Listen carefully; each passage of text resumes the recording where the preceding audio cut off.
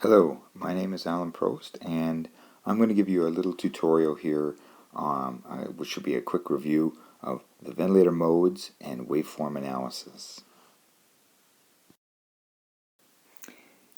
Now, I know that many manufacturers have lots of different modes on their ventilators. I'm going to try and talk about the basic three types of modes that I've defined as being volume control based modes, pressure control based, and spontaneous breathing modes. And so this first mode we're going to talk about is volume control. And we're going to specifically talk about volume control CMV. So every breath will be the same. So it can either be time or patient triggered. And this is important to realize because if the patient's unconscious or doesn't take any breaths, the ventilator will give a certain number of breaths at a specific timed interval. If the patient wakes up or initiates some breaths, they have the ability to be able to do that. We consider this mode to be flow limited because we set a specific flow, and this adjusts the rate or the time that it takes to put in a specific volume. We consider it to be volume cycled, so once a certain volume is reached, the ventilator will then cycle into exhalation. So the way it triggers into inspiration is either by the timing of the between breaths, if the patient's unconscious, or the patient can initiate a breath. And then during the breath, it's going to be flow limited, and then it's going to cycle into exhalation once a specific volume is given. The baseline for all our modes will be a pressure, which is going to be our PEEP value. So when we're talking about the mode of volume control CMV, we have certain basic controls that are established on the ventilator. We set a specific volume or a tidal volume, and for our purposes today we're going to say we'll set that at about, say, 500 mils. We set a specific flow rate, and that tells us how quickly the breath will be put in, and I'm going to choose 60 liters per minute for our flow rate. And then we set the specific rate on the ventilator, so that's how many breaths the patient's going to get, and I'm going to set that at about 12 breaths per minute, and that'll give us our 12 breaths of 500 mils. All right. Now, for all our modes, we set a PEEP, and for our purposes, I'm going to set a PEEP of 5 centimeters of water pressure. All right. Now, the FiO2 is also set for all our modes, so these are set for all the modes. These are universally set. And the FiO2 I'm going to pick, it's be specific for oxygenation, but just for our purposes today, I'm going to say we're going to start at about 40% or 0.4 for an FiO2. So, the mode we're talking about is volume control CMV. All right. Now, there's the critical element of that we want to recognize is that initially our pressures, and I'm going to be talking about the pressure, flow, and volume waveforms, our initial pressures are going to be being maintained at that 5 centimeters of water pressure, and that's what we set our PEEP at. So that's something that's going on continuously, right? At that same time, our flows are going to be zero, all right, because we don't have any flow going into or out of the lungs, and our volume at that time is going to be considered zero, even though we do have a little bit of FRC captured and inflation pressures holding our lungs open at that time. But as far as the ventilator is concerned, no volume is being delivered yet.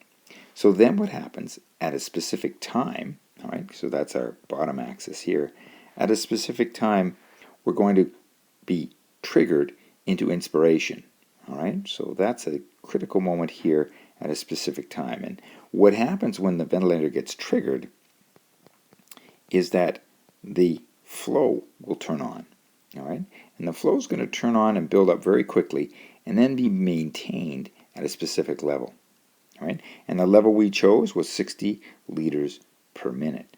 So that's our limit. This is our trigger, is when the flow turns on, and then it's limited to whatever we set on the ventilator. So as that flow is going in, our pressures are going to be continuously building up in the lungs. The volume is going to be continuously going up in the lungs right up until the point when we deliver the 500 mils we set on the ventilator. So that's going to be our termination criteria or our cycling criteria of going from inspiration to exhalation. So once now we're going to go into our exhalation, and what's going to happen during exhalation is the flow is going to turn off and we're going to actually go into exhalation. Right, so that green part shows that the flow is turning off, and now we're allowed to spontaneous exhale. What's going to then happen once that 500 mils is going, we're going into exhalation, so the volume in the lungs is going to go continuously going down. And of course, when the volume's going down, our pressures will steadily go down. All right? So this part of our breath here was inspiration, and this part of our breath here was exhalation. All right? So key things to remember is that our trigger was time. So we initiated the breath either from the patient or just because we set a rate of 12. So every 5 seconds the breath would go in. And we have our inspiratory occurring, and that's controlled by our flow. So the flow builds up quickly to what we have set, and this is a very short period of time in here, to our 60 liters per minute. As that flow is being continuously held on, the volume in the lungs is going to be building and building and building. The pressure in the lungs is going to go up and up and up until we reach our criteria of 500 mils, and that's what we set on the ventilator. We set that 500 mils, and that's when we're going to trigger into exhalation, and the flow is going to be terminated, and we're going to allow passive exhalation of our patient to occur.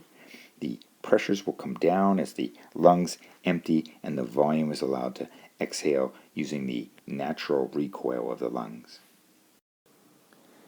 Now, when we talk about the mode of pressure control, we're going to try to highlight some of the differences we see between this mode and volume control. So we're talking about pressure control CMV, where every breath will be a pressure controlled breath. So what this means is now, as our trigger will still be time, where if we set a rate on the patient, after so much time has passed, we'll be delivering a breath each time. So it can be time, or again, it can also be patient triggered. All right, and this time, no, the limit is going to be pressure. In volume control, it was the limit was flow, but now we're going to hold the pressure during the breath. And what's going to cause us to end the breath, the cycling criteria, is time. All right, so now we're going to have a time triggered breath where it's going to be after the patient's unconscious every few seconds. We're going to give a breath, and then it's going to be pressure limited during the breath, and time cycled is how the breath is going to end. Again, our baseline is going to be our PEEP that we've established on the ventilator.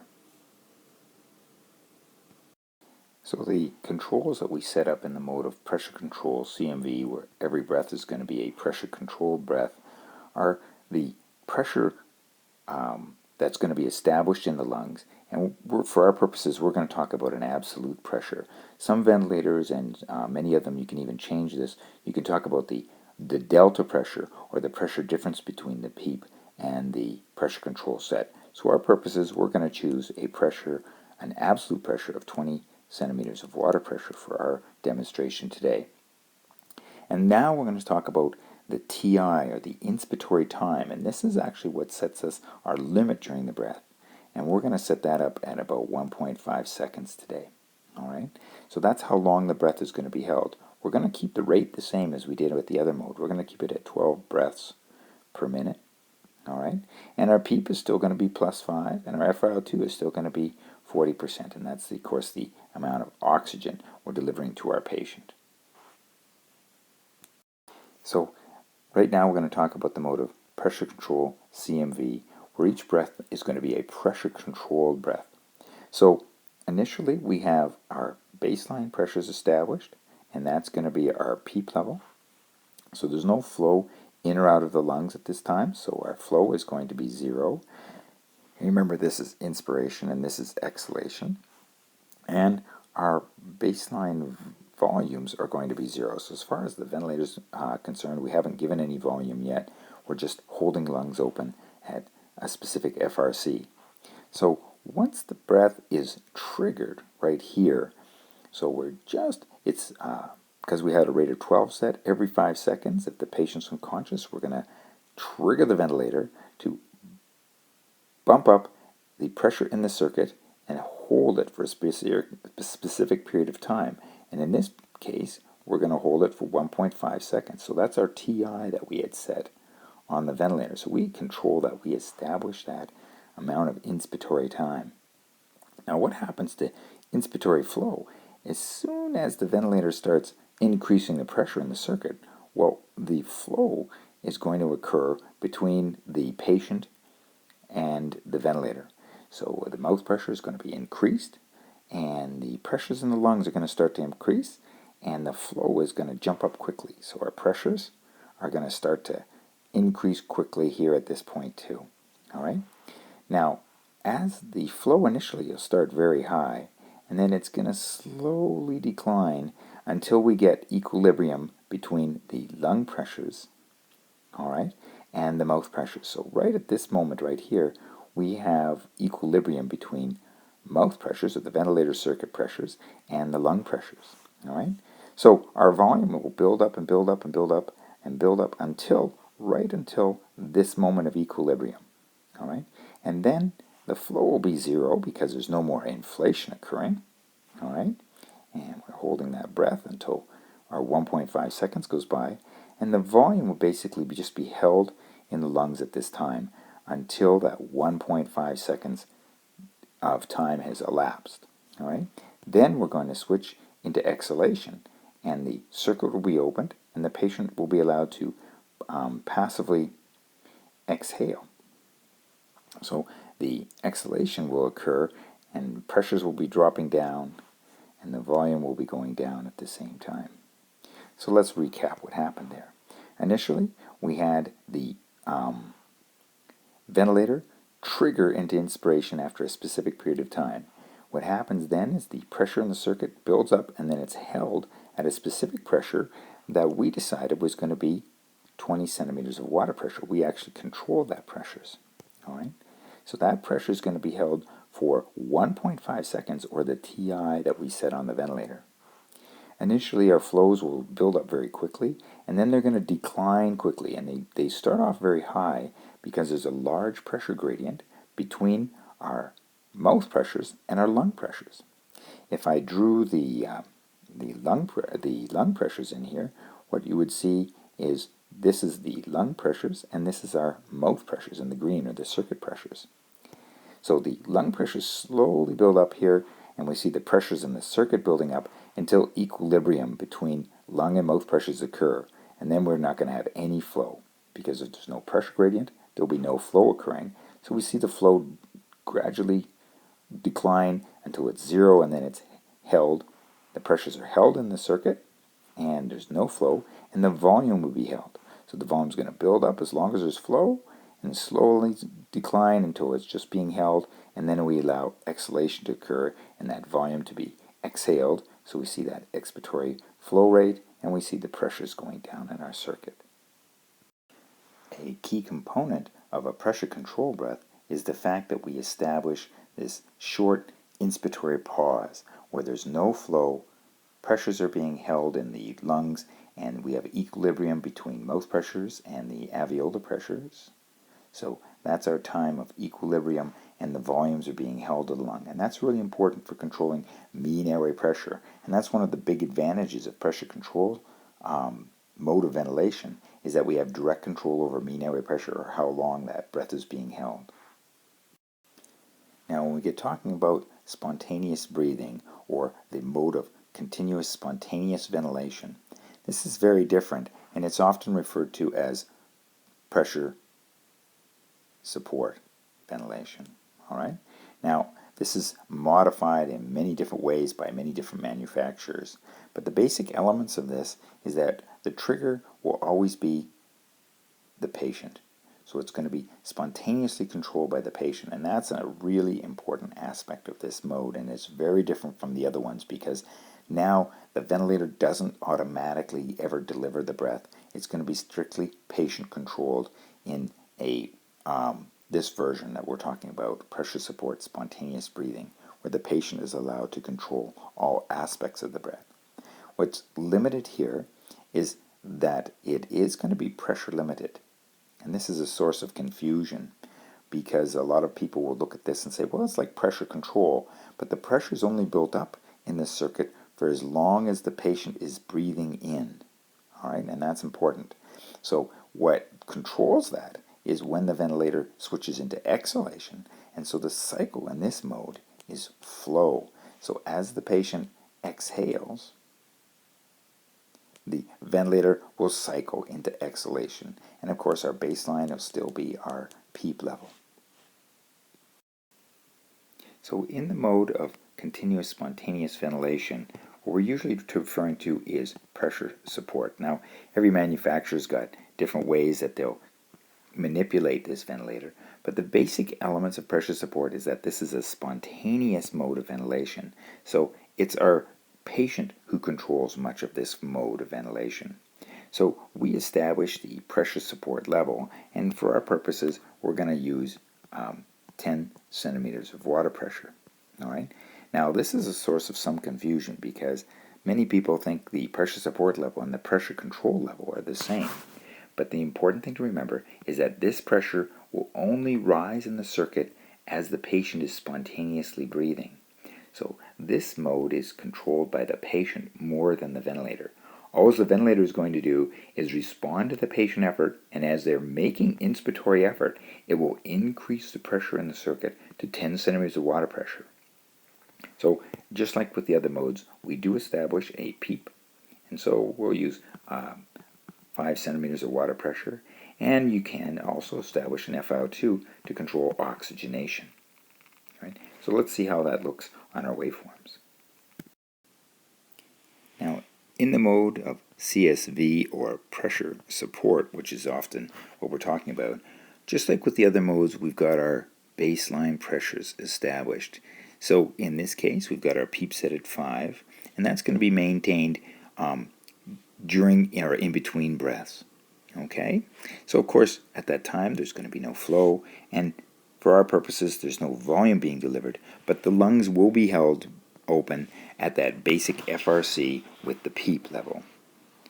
Now, when we go to initiate the breath and the trigger, it's important to realize what's different about this one is that it's patient triggered. All right? So the patient initiates a little bit of a breath. So they take a little bit of a volume in and they cause a little bit of an inspiratory flow. So we see that. And it's at this particular moment here, this is the trigger and it's patient triggered.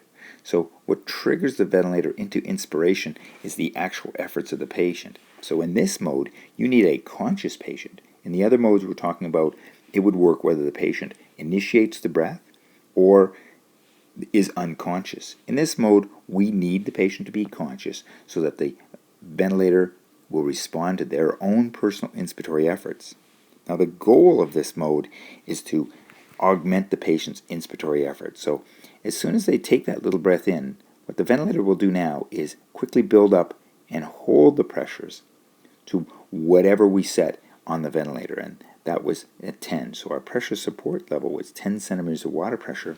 So as the patient's breathing in, so they're actively breathing in with their diaphragm, they're creating inspiratory flow, the ventilator will augment their own inspiratory efforts, so they'll get a specific tidal volume depending on their own efforts, and this volume will go up as long as they're breathing in. And then what's going to happen, as soon as the patient starts to exhale, the ventilator will then, depending on the criteria that you set on the ventilator, for many ventilators, as soon as that peak inspiratory flow starts to decline to about 25% of the initial peak flow, the ventilator then will cycle into exhalation and allow the pressures to decline, and as the patient exhales, the volumes will decline.